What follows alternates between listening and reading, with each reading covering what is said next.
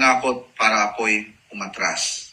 Pero nagkakamali sila, hindi nila kilala kung gaano ako katatag, kung gaano kalalim ang aking nalalaman, at kung gaano ako kahandang ipaglaban ang katotohanan. Hindi ako basta-basta magpapahuli. Lalo na kung ang kapalit nito ay ang aking buhay at ang pagkawala ng katotohanang matagal nang itinatago. Alam ko ang panganib. Alam ko ang bigat ng laban na ito. Ngunit mas mabigat para sa akin ang manahimik habang ang bayan ay niloloko at pinagsasamantalahan.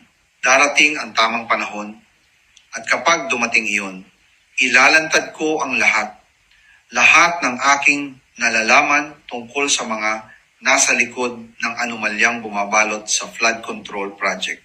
Hindi ito simpleng usapin ng katiwaliang ito, ay usapin ng kinabukasan ng ating bayan ng perang dapat napunta sa tunay na serbisyo ngunit napupunta sa bulsa ng iilan. Sa ngayon, pinipili ko munang maging maingat. Hindi pa ito ang oras. Hanggat nananatili ang mga sakim sa kapangyarihan, kailangan kong maghintay, magmasid at maghanda. Ngunit tandaan ninyo ito, kapag ako'y sinubukang patahimikin sa pamamagitan ng pagkakakulong o anumang paraan, hindi ako mag-iisa. Hindi ako babagsak ng walang kasamang katotohanan. Isasama ko ang mga dapat managot. Walang makakatakas.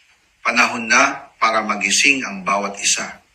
Panahon na para manindigan at huwag hayaang manaig ang takot sa halip na katotohanan.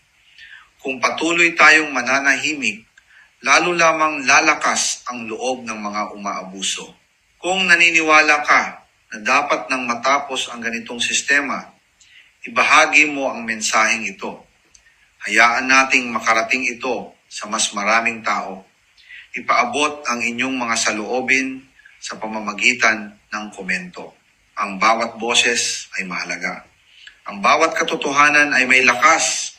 Maraming salamat sa inyong pakikiisa.